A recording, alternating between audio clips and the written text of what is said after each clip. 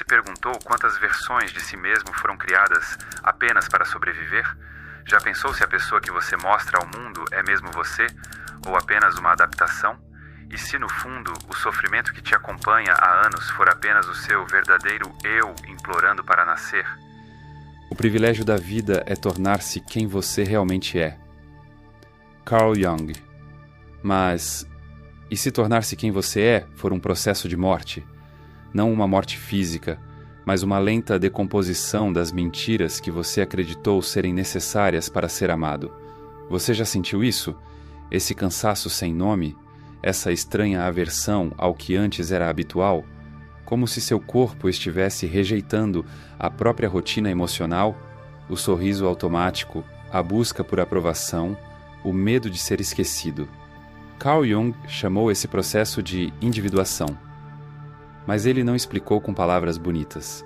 Ele viu isso em carne viva, nos olhos de pacientes que choravam não por dor, mas por não saber mais quem eram sem suas máscaras. O despertar espiritual, ao contrário do que vendem por aí, não é leve, não é iluminado, nem é imediato. Ele é sombrio, confuso e muitas vezes insuportavelmente silencioso.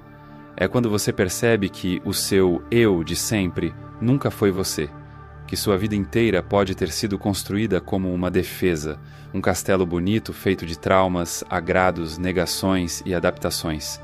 Esse vídeo não é sobre autoajuda, é sobre autodestruição, destruição da mentira, do personagem, da armadura que você usou até agora para existir. Você vai entender por que, segundo Carl Jung, pessoas espiritualmente despertas não decidem mudar. Elas são forçadas a abandonar, pouco a pouco, tudo que não ressoa com sua essência, não por escolha, mas por alergia existencial à falsidade.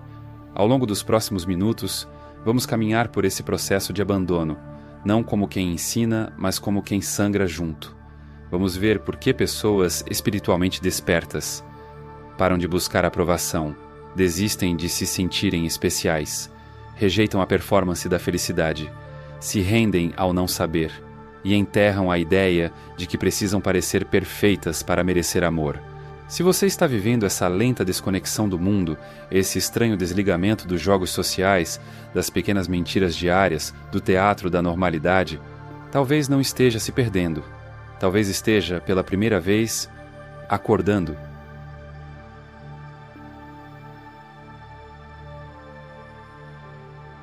Você percebe primeiro no corpo. É sutil, uma tensão nas costas, uma náusea leve quando tenta agradar, uma insônia silenciosa, depois de um dia sendo tudo para todos, menos para si.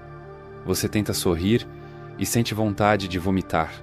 Não é drama, é o início de uma recusa da alma que já não suporta viver, como figurante no próprio enredo, e é aí que tudo começa a desmoronar.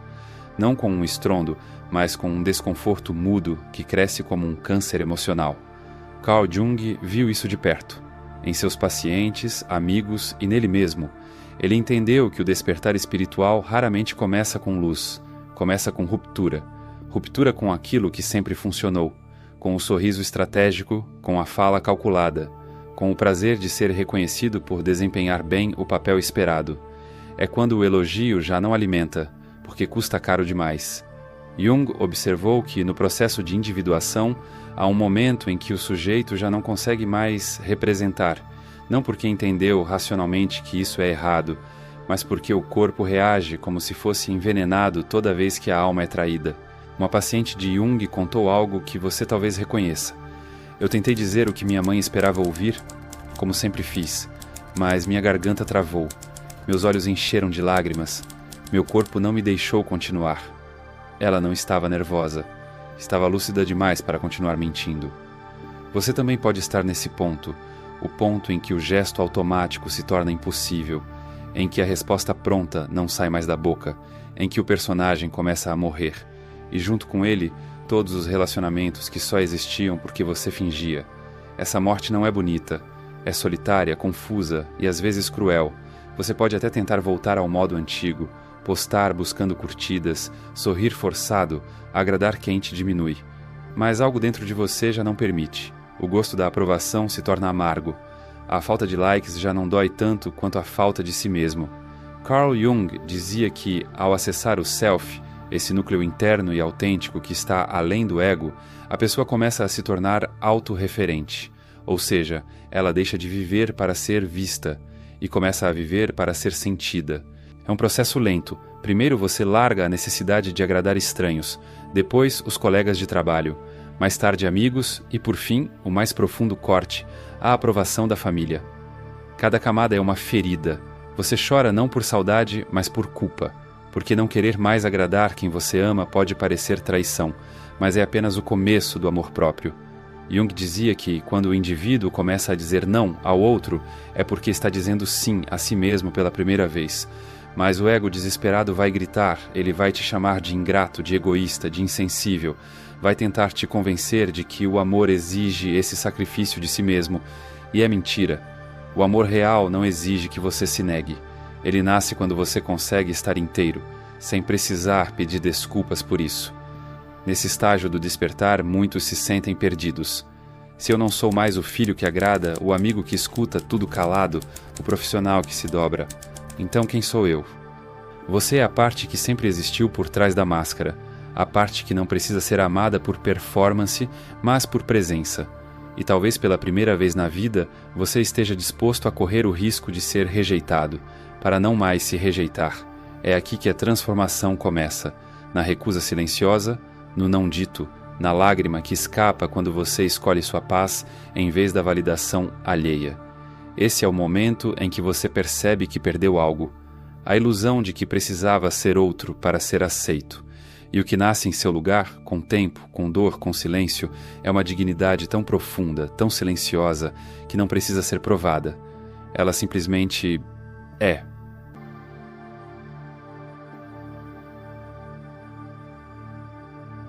Você já sentiu a necessidade de ser visto como alguém? Não apenas alguém bom, alguém diferente, alguém especial, alguém que os outros admiram com aquele olhar que mistura fascínio e inveja. Como se ser comum fosse quase um insulto. Como se não ser notado fosse a mesma coisa que não existir. Talvez você tenha gastado anos cultivando isso. A roupa certa, a fala inteligente, a opinião original, o jeitinho excêntrico, não por vaidade, mas por sobrevivência. Ser especial era o único jeito de não ser esquecido. Carl Jung enxergava isso com clareza brutal. Para ele, o ego é uma estrutura que precisa de identidade para continuar existindo.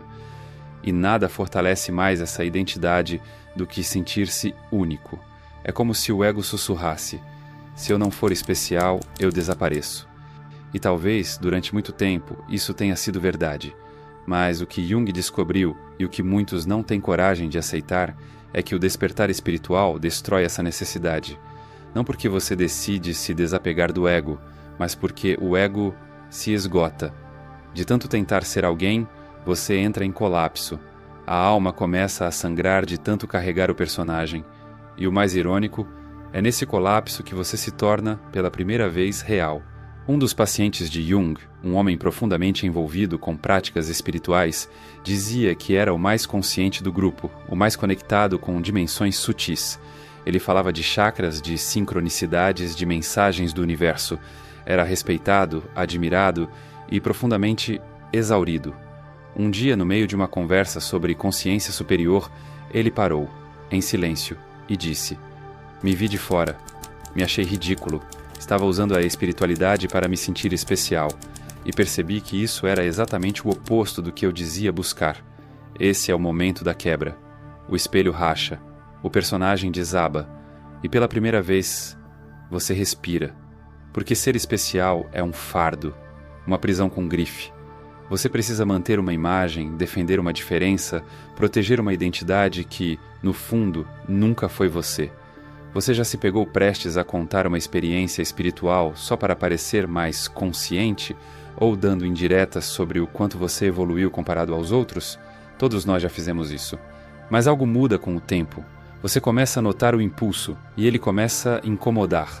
Antes você precisava mostrar que sabia. Agora você só quer silêncio. Antes você queria provar que era único. Agora você quer paz de não ter que provar mais nada. Uma mulher que havia construído toda a sua persona em torno da sua profundidade espiritual, leituras densas, retiros, insights, Um dia disse a Jung: eu precisava que todos soubessem que eu era diferente. Agora só quero ser invisível. Ser especial era uma prisão. Ser ninguém é liberdade. E aqui está o paradoxo mais belo que Jung descreveu. Quando você para de tentar ser especial, você se torna verdadeiramente único, não por esforço, mas por presença. Porque não existe outro ser humano com sua história, seu olhar, sua dor, e essa singularidade, quando não é performada, começa a florescer, como uma flor que desabrocha sem plateia, porque o desabrochar não é mais para ser visto, é para ser vivido. Esse processo é brutal para o ego, porque ele construiu seu valor em cima da comparação. Eu sou mais espiritual, mais desperto, mais sensível, e de repente tudo isso perde o sentido. Você começa a enxergar a beleza do ordinário, a grandeza do anônimo, a paz de não precisar ser diferente. Não é sobre negar sua singularidade, é sobre não usá-la como estratégia de sobrevivência. Jung chamou isso de individuação sem inflação. Você se torna você, sem precisar de aplausos. Você sente seu valor, sem precisar que ninguém comprove. Você existe sem precisar se destacar. O ego vai resistir. Vai dizer que, sem ser especial, você vai sumir. Mas o que você vai descobrir é que, ao deixar de ser alguém, você finalmente se torna inteiro.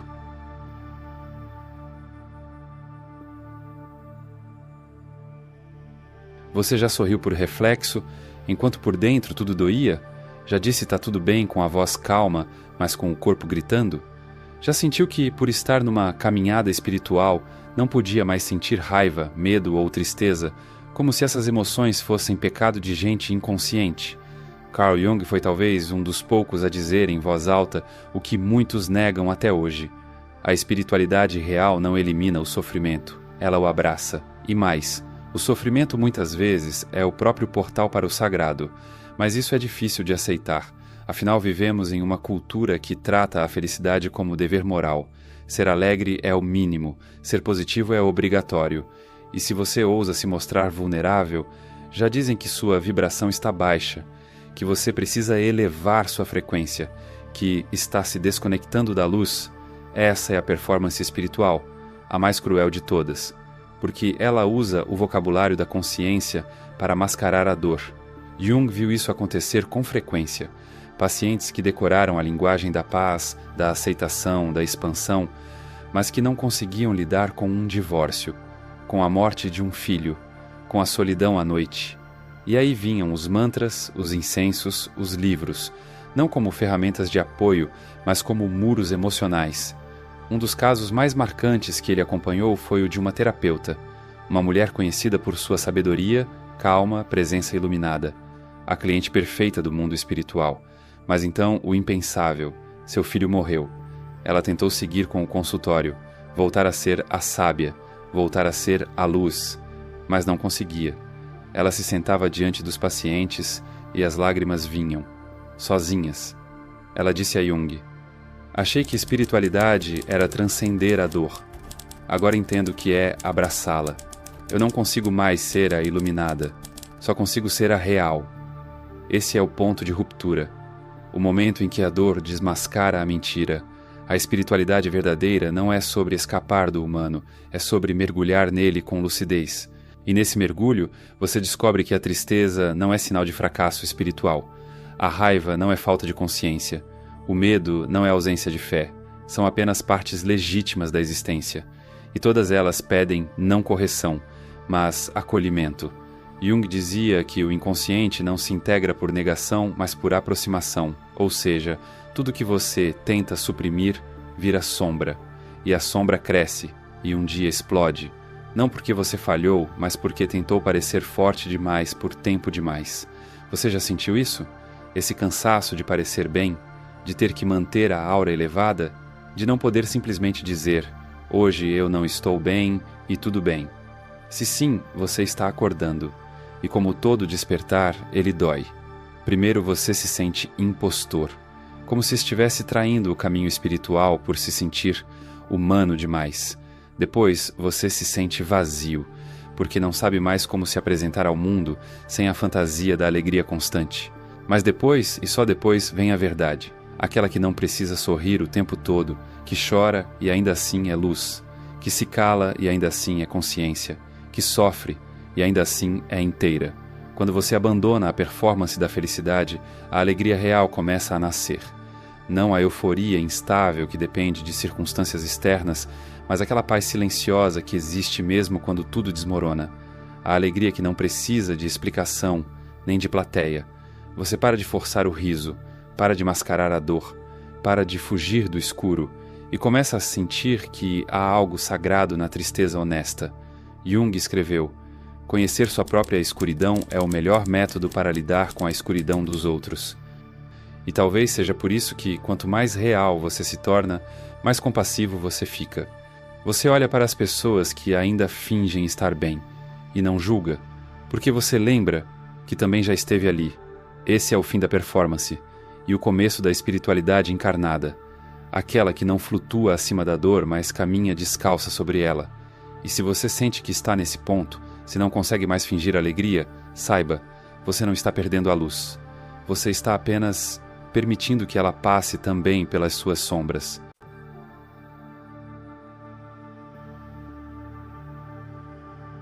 Você já tentou encontrar respostas e, no processo, acabou se perdendo mais ainda?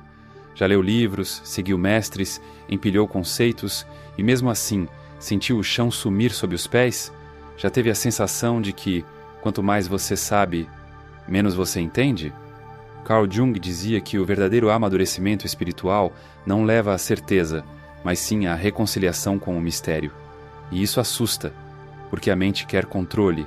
Ela quer nomear, categorizar, entender, prever. Ela quer se agarrar a algo, qualquer coisa que a faça sentir que está segura. Mas a alma não quer certezas, ela quer espaço. E espaço, por definição, não se domina, se habita. Muitos dos pacientes que buscavam Jung estavam em colapso não porque tinham pouco conhecimento, mas porque tinham demais. Sabiam sobre karma, inconsciente, arquétipos, chakras, física quântica, ciclos lunares, e mesmo assim estavam vazios. Ou melhor, cheios de palavras, mas vazios de sentido. Um deles, um físico brilhante, chegou ao consultório em prantos. Dizia que entendia a estrutura do universo, mas não entendia mais o próprio silêncio. Disse: eu costumava saber tudo. Agora nem sei como levantar da cama. O que me sustentava era o saber, mas o saber parou de me sustentar. Jung ouviu e respondeu com uma calma quase cruel: bem-vindo à ignorância sagrada. Porque há um momento no despertar espiritual em que o saber racional quebra, e o que sobra é o não saber, não como fracasso, mas como abertura, não como ignorância, mas como liberdade. Você já sentiu isso? Aquele momento em que uma verdade absoluta que você defendia começa a parecer apertada demais? Quando algo dentro de você começa a desconfiar de tudo que parecia certo, é desconfortável. Você quer voltar a ter convicções, mas já é tarde. A dúvida abriu espaço, e o espaço agora é maior que qualquer certeza, e isso pode te destruir ou te libertar. No início vem o colapso. Você para de saber o que é certo, o que é errado, o que é luz, o que é sombra, o que é caminho, o que é desvio. Mas aos poucos o colapso vira casa. Você começa a se sentir confortável dentro da pergunta. Começa a respirar melhor quando diz: eu não sei. Começa a descobrir que a paz não está em ter respostas, mas em estar presente apesar da ausência delas. Essa é a fase em que muitos voltam para trás. Procuram novos gurus, novas doutrinas, novas fórmulas. Querem reconstruir o castelo mental que ruiu, mas aqueles que permanecem no vazio, sem pressa, sem atalho, sem desespero, acabam encontrando algo mais profundo que a resposta: presença. Porque resposta tranquiliza, mas a presença transforma. Jung descreveu essa etapa como a entrada na nuvem do não saber, um lugar onde as verdades não são fixas, mas vivas, onde os significados não são impostos, mas descobertos, onde o mistério não é um problema a ser resolvido, é um companheiro. É como se você deixasse de buscar um mapa e aprendesse a caminhar confiando no chão. Não se trata de abandonar o pensamento crítico, mas de abandonar a ilusão de que você precisa entender tudo para viver bem. Você não precisa saber o propósito da dor para senti-la com dignidade. Nem precisa saber o que virá depois da morte para viver com intensidade. Você só precisa estar aqui, inteiro, mesmo quando o sentido escapa, sobretudo quando o sentido escapa. Um dia, no meio do silêncio, você vai notar: a paz que você sempre buscou não estava nas certezas, mas no espaço que se abriu quando você teve coragem de deixá-las ir.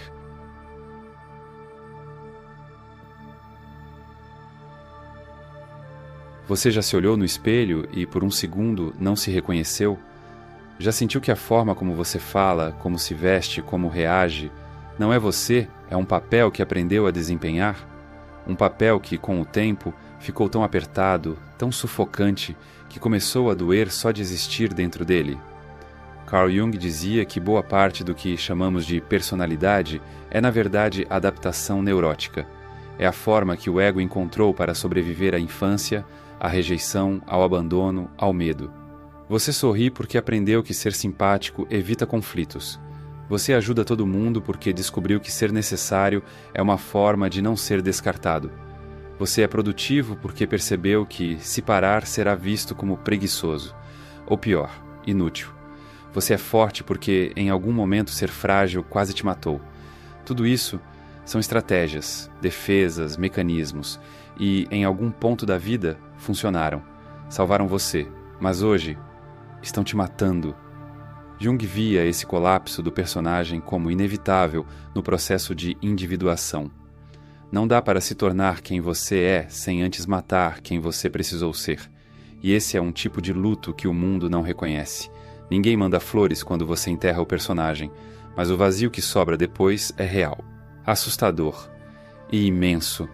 É como desmontar uma casa em que você viveu por décadas, sabendo que ela foi construída com pedaços da sua dor, sabendo que sem ela você fica exposto, sem teto, sem paredes, sem identidade. Mas você precisa sair, porque essa casa, por mais protetora que tenha sido, virou prisão. Ela foi feita de trauma, e agora você quer viver com verdade. Isso não acontece de uma vez. Primeiro você começa a perceber as mentiras sutis, a voz que muda quando você quer impressionar, o riso forçado quando você quer ser aceito, o silêncio disfarçado de paz quando, na verdade, é medo de conflito. Depois você começa a não conseguir mais sustentar esses atos. As palavras não saem, o riso trava, a performance falha, você está quebrando. Mas, na verdade, é o personagem que está desmoronando. E quando isso acontece, algo assustador e belo emerge. Você começa a experimentar momentos, ainda que breves, de autenticidade. Fala o que pensa, fica em silêncio sem culpa, diz não, sem se justificar. Chora sem vergonha. E o mundo não desaba. Pelo contrário, você começa a respirar. Jung escreveu: tornar-se consciente é um processo doloroso. Envolve dizer não apenas quem você é, mas quem você não é. E essa segunda parte é a mais difícil, porque quem você não é, muitas vezes é exatamente quem as pessoas aprenderam a amar. Esse é o terror de quem desperta. E se, ao me mostrar real, ninguém mais quiser ficar? Mas o despertar também traz a resposta. Se só gostam do meu personagem, então ninguém nunca me amou, só amaram minha proteção. E você merece mais do que isso. Deixar de ser quem o trauma criou é renascer sem garantias. É viver sem rótulo, sem script, sem armadura. É acordar sem saber o que esperar de si mesmo. É ter medo. E mesmo assim, seguir. Com o tempo, você vai perceber que não precisa ser extraordinário para ser digno de amor. Não precisa ser forte o tempo todo para ser respeitado. Não precisa se mostrar sábio para ser ouvido. Você só precisa ser. E isso é o que o personagem nunca pôde te oferecer. O direito de existir sem esforço. Esse é o fim e o começo, do vazio que acolhe, da nudez que liberta, do silêncio que finalmente tem sua voz.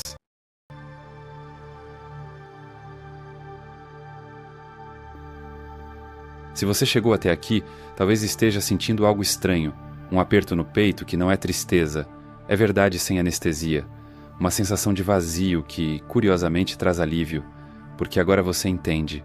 O despertar espiritual não é sobre ganhar asas, é sobre se despir do peso que nunca foi seu. Carl Jung dizia que a transformação mais profunda não acontece quando você descobre algo novo, mas quando você abandona aquilo que nunca foi verdade. E é isso que pessoas espiritualmente despertas fazem. Não com heroísmo, mas com exaustão. Elas não acordam com um plano. Elas simplesmente não conseguem mais continuar dormindo. Elas param de buscar aprovação, porque isso já não encaixa mais no corpo. Param de tentar ser especiais, porque estão cansadas da prisão dourada do ego. Param de fingir felicidade, porque a alma exige inteireza, não estética. Param de querer entender tudo, porque o mistério virou um lar mais confortável do que a ilusão de controle. E por fim, deixam de ser quem o trauma moldou. Porque o preço de continuar representando já é alto demais. Isso não é iluminação, é humildade, não é transcendência, é presença.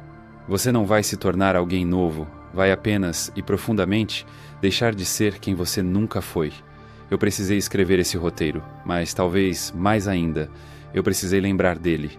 Anos atrás, eu era o cara consciente, aquele que lia os livros certos, falava com calma, sorria nas fotos, meditava todos os dias. Todo mundo me admirava, mas eu mal conseguia dormir. Até que um dia, numa conversa aparentemente banal, uma amiga me disse: "Você fala como quem vive na paz, mas seus olhos não sorriem nunca." Aquilo me atravessou, e foi ali que tudo começou a ruir. Hoje eu escrevo para você não de um lugar de sabedoria, mas de alguém que também está largando aos poucos o personagem, que também sente medo, que também volta e meia tenta agradar, mas que já não consegue mais sustentar a mentira por muito tempo. Então, se você se viu nesse vídeo, se alguma parte do seu corpo respirou mais fundo, ouvindo essas palavras, saiba que você não está sozinho. Estamos todos no mesmo processo, desfazendo as armaduras, para finalmente sentir o vento na pele. E não se esqueça de clicar no link da descrição ou do primeiro comentário fixado para assistir ao vídeo completo sobre o processo de reprogramação mental que vem ajudando pessoas comuns a conquistarem mais clareza, foco e controle emocional com base em ciência, filosofia e práticas que funcionam no dia a dia. Agora, claro, vem aquele momento sagrado. O ritual do like, a oferenda do comentário, o batismo sagrado da inscrição no canal. Você já sabe o que fazer, ou o seu eu superior sabe, ou talvez nem ele.